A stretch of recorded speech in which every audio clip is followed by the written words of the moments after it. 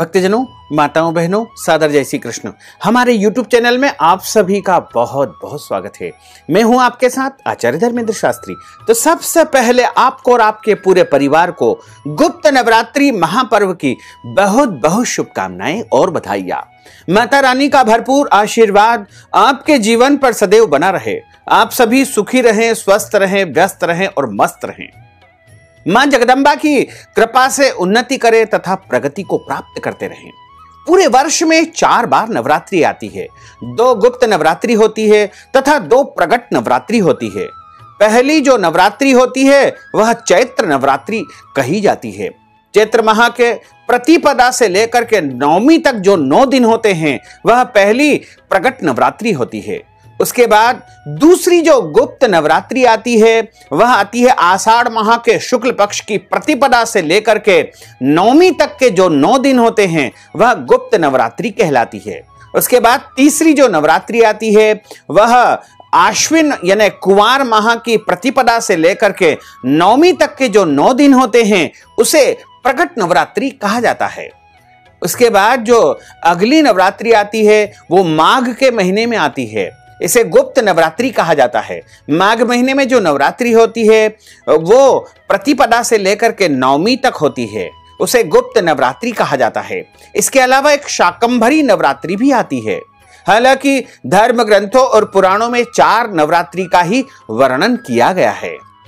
तो आज हम आपको जो गुप्त नवरात्रि है उसकी दिव्य कथा सुनाने जा रहे हैं। यह कथा बड़ी ही प्राचीन है और इस कथा को जो मनुष्य सुन लेता है माता रानी की भरपूर कृपा उसके जीवन पर सदैव बनी रहती है। क्योंकि माता रानी की भक्ति करना सभी के लिए जो है सरल नहीं है।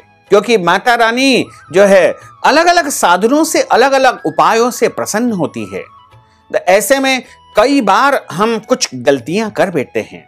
तो यदि आप माता रानी की भक्ति करना चाहते हैं, माता रानी का भरपूर आशीर्वाद प्राप्त करना चाहते हैं और अपने जीवन की इच्छाओं को पूर्ण करना चाहते हैं तो आपको माता रानी की महिमा का श्रवण करना चाहिए। माता रानी की कथाओं का श्रवण करना चाहिए।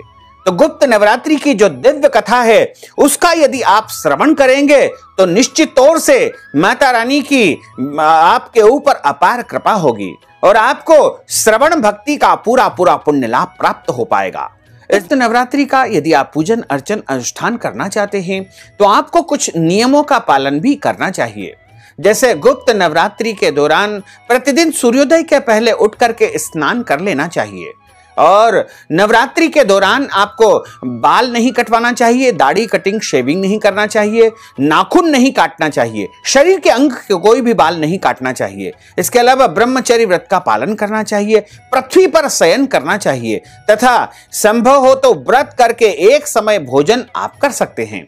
और यदि आप चाहें तो फलाहार भी 9 दिनों तक निरंतर कर सकते हैं। और गुप्त साधनाएं, गुप्त मंत्र जाप, सिद्धि साधना इस दौरान आप कर सकते हैं। आप चाहें तो श्री दुर्गा सप्तशती का पाठ भी 9 दिनों तक आप निरंतर कर सकते हैं। लेकिन किसी विद्वान के मार्गदर्शन में ही आपको श्री दुर्गा सप्तशती का पाठ संपन्न करना चाहिए। या फिर आप चाहें तो नवारण मंत्र ओम ऐं ह्रीं क्लीं चामुंडाय विच्चे, इसका भी जाप आप कर सकते हैं। इसके अलावा श्री सिद्ध कुंजिका स्तोत्रम का पाठ भी आप कर सकते हैं या दुर्गा चालीसा का भी आप पाठ कर सकते हैं।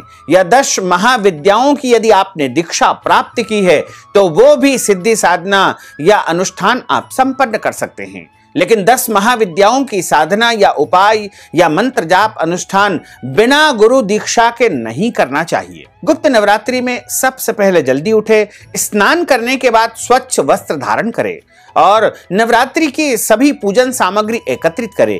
पूजा की थाल सजाए, मां दुर्गा की प्रतिमा को या उनके चित्र को वस्त्र से सजाए और मिट्टी के बर्तन में जो यानी जवारे आपको बोना चाहिए।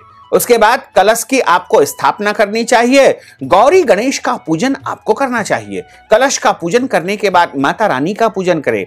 यदि आप चाहें तो अखंड ज्योति रख सकते हैं या फिर जब आप मंत्र जाप करें, अनुष्ठान करें, उसी दौरान आप दीपक प्रज्वलित करते रहें। यानी घी या तेल का कोई भी दीपक जब हम अनुष्ठान करते हैं, साधना करते हैं, मंत्र जाप करते हैं, उस दौरान हमको प्रज्वलित करके रखना चाहिए। जवारे जो हम बोते हैं उनमें नवमी तक प्रतिदिन जल का छिड़काव हमको करना चाहिए और उसके बाद वहां पर जो है हमको प्रतिदिन पूजन अर्चन भी संपन्न करना चाहिए। शाम के समय माता रानी की आरती भी हमको करना चाहिए, सुबह भी पूजन आरती करना चाहिए। जिस विधि से, जिस भाव से, जिस श्रद्धा से आप पूजन करेंगे उसको माता रानी अवश्य ही स्वीकार कर लेगी। जब गुप्त नवरात्रि संपन्न हो जाए, समापन हो जाए, तो उस समय आपको हवन पूजन इत्यादि कार्य संपन्न करके 9 कन्याओं का पूजन करके उन्हें तरह तरह के व्यंजन, पूड़ी, चना, हलवा इत्यादि का भोजन करवाना चाहिए। उसके बाद घट का विसर्जन आपको करना चाहिए और उसके बाद चावल चढ़ाने के बाद ही विसर्जन करना चाहिए। अब हम आपको गुप्त नवरात्रि की दिव्य और प्राचीन कथा सुनाने जा रहे हैं। आपसे अनुरोध है कि इस कथा को अंत तक जरूर सुनिएगा और अधिक से अधिक लोगों तक पहुंचा करके पुण्य लाभ अवश्य ही प्राप्त करिएगा। गुरुर्ब्रह्मा गुरुर्विष्णु गुरुर्देवो महेश्वरा गुरुः साक्षात् परब्रह्म तस्मै श्री गुरुवे नमः। श्री अखंड मंडलाकारं व्याप्तं येन चराचरं तत्पदं दर्शितं येन तस्मै श्री गुरुवे नमः। नमो देव्यै महादेव्यै शिवायै सततं नमः। नमः प्रकृते भद्रायै निहितः प्रणतास्मतां मां। शरणागत दीनार्थ परित्राण परायणी सर्वस्यार्ति हरे देवी नारायणी नमोस्तुते। सर्वबाधा विनिर्मुक्तो धन धान्य सुदान्वितः मनुष्यो मत् प्रसादेन भविष्यति न संशयः। देहि सौभाग्यम आरोग्यम देहि मे परमं सुखम रूपम देहि जयम देहि यशो देहि दिशो जहि। विद्यावंतम यशस्वंतम लक्ष्मीवंतम जनम कुरु रूपम देहि जयम देहि यशो देहि दिशो जहि। विद्योद्दाम समप्रभां मृगपते स्कंधस्थितां भीषणां कन्याभिकरबालखेटविलसत् दस्ताभिरासेवितां हस्तैश्चक्रगदाशिखेटविशिखाश्चापं गुणं तर्जनीं विभ्राणां मनलात्मिकां शशिधरां दुर्गां त्रिनेत्रां भजे। बोलिए श्री जगदम्बे मात की जय। प्रेम से बोलो जय माता दी, हम सब मिल बोलो जय माता दी। मैंने सुनिया जय माता दी, सब मिल बोलो जय माता दी। बाबा बोलो जय माता दी, मैया बोलो जय माता दी, भैया बोलो जय माता दी, चाचा बोलो जय माता दी, ताऊ बोलो जय माता दी, हम सब मिल बोलो जय माता दी। बोलिए जगदम्बे मात की जय। श्रीमद् देवी भागवत के अनुसार गुप्त नवरात्रि की जो कथा बताई गई है उस कथा में लिखा हुआ है कि एक समय की बात है, ऋषि श्रृंगी अपने भक्तों को दर्शन देने के लिए जा रहे थे। अचानक भीड़ से एक स्त्री ने निकल करके आई और हाथ जोड़ करके ऋषि श्रृंगी के सामने प्रणाम करके बोली कि हे ऋषिवर, मैं सबसे पहले तो आपको प्रणाम करती हूं। मैं आज धन्य हो गई हूं आपके दर्शन करके और मैं आपसे एक निवेदन करना चाहती हूं। ऋषिवर बोले कि बोलो बेटा, क्या समस्या है, क्या पुकार लेकर के आई हो। तब वह स्त्री कहती है कि मेरे पति हमेशा गलत कार्यों में लिप्त रहते हैं और दुर्व्यसनों में सदा घिरे रहते हैं और मांस मदिरा का सेवन करते हैं, अभक्ष भक्षण का उपयोग करते हैं, शुद्ध और सात्विक चीजों से हमेशा दूर रहते हैं। इस कारण से मैं पूजन पाठ, आराधना और साधना या कोई भी अनुष्ठान संपन्न नहीं कर पाती हूँ। धर्म और भक्ति से जुड़े पवित्र कार्यों का संपादन भी नहीं कर पाती हूँ। यहाँ तक कि ऋषियों को भी उनके हिस्से का अन्न समर्पित नहीं कर पाती हूँ। इसलिए मैं अपने घर में किसी भी प्रकार का कोई पूजन पाठ उनके डर के मारे नहीं संपन्न कर पाती हूँ। श्रृंगी ऋषि से वह महिला कहती है कि हे ऋषिवर, मेरा पति मांसाहारी है, मेरा पति जुआरी है और मेरा पति प्रत्येक बुरे बुरे कार्यों में लिप्त रहता है, लेकिन मैं माँ जगदम्बा की, माँ दुर्गा की सेवा करना चाहती हूँ। उनकी भक्ति साधना से अपने और परिवार के जीवन को सफल बनाना चाहती हूँ। ऋषि श्रृंगी महिला के भक्ति भाव से अत्यधिक प्रभावित हुए और ऋषि ने उस स्त्री को आदर पूर्वक उपाय बताते हुए कहा कि वासंतिक और शारदीय नवरात्रों में आम जन पूजन अनुष्ठान करते हैं और इन नवरात्रों से सभी लोग परिचित हैं। इसके अलावा 2 गुप्त नवरात्र आते हैं, यानी एक गुप्त नवरात्रि आषाढ़ माह के शुक्ल पक्ष की प्रतिपदा से लेकर के नवमी तक आती है। वहीं दूसरी जो गुप्त नवरात्रि आती है माघ माह के शुक्ल पक्ष की प्रतिपदा से लेकर के नवमी तक जो नवरात्रि होती है उसे भी गुप्त नवरात्र कहा जाता है। और इन गुप्त नवरात्रों में आप अपने घरों में सिद्धि साधना या गुप्त उपाय करोगे तो निश्चय ही आपको प्रकट नवरात्रि से भी अधिक पुण्य फल की प्राप्ति होगी। ऋषि श्रृंगी कहते हैं कि प्रकट नवरात्रों में 9 देवियों की उपासना की जाती है और गुप्त नवरात्रों में 10 महाविद्याओं की साधना की जाती है। इन गुप्त नवरात्रों की प्रमुख देवी का स्वरूप का जो नाम है वो सर्वैश्वर्यकारिणी देवी है। यदि इन गुप्त नवरात्रि में कोई भी भक्तजन मां दुर्गा की पूजा साधना करता है, आराधना करता है या गुप्त सिद्धि को प्राप्त करना चाहता है तो उसके जीवन को माता रानी सफल कर देती है।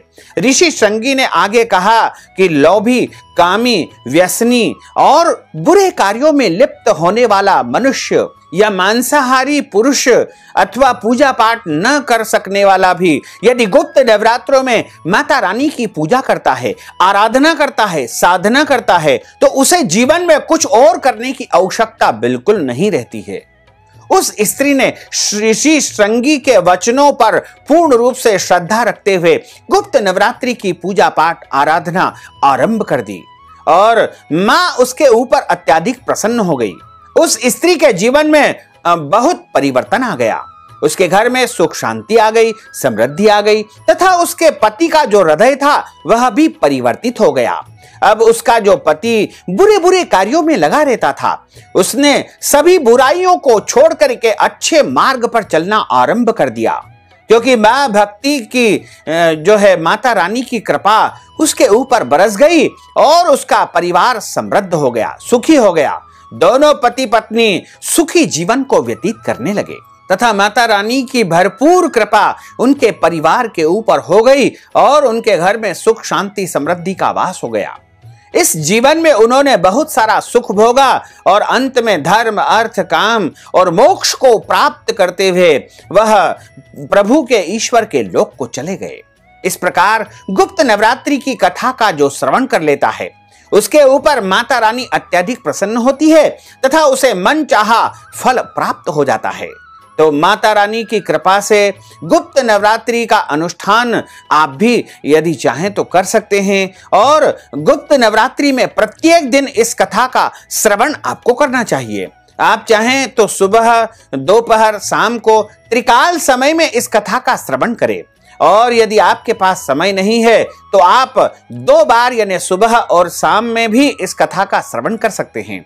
और यदि आपके पास इतना भी समय नहीं है तो एक समय कभी भी आप जब चाहें इस कथा का श्रवण अवश्य कर ले। इस कथा का यदि आप श्रवण नियमित रूप से गुप्त नवरात्रि के दौरान करेंगे तो माता रानी का भरपूर आशीर्वाद आपको निश्चित ही प्राप्त होगा और आपके जीवन में सुख शांति समृद्धि का वास होगा और आपके घर में सभी प्रकार से भगवती जगदम्बा की अपार कृपा बरसेगी।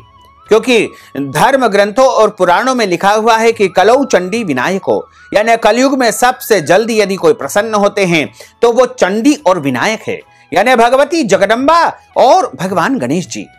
तो नवरात्रि के दौरान जो भी भक्तजन उनकी कथाओं का श्रवण करते हैं, पूजन पाठ करते हैं, साधना करते हैं, आराधना करते हैं, उपाय करते हैं तो निश्चित तौर से माता रानी का भरपूर आशीर्वाद उनके जीवन पर सदैव बना रहता है।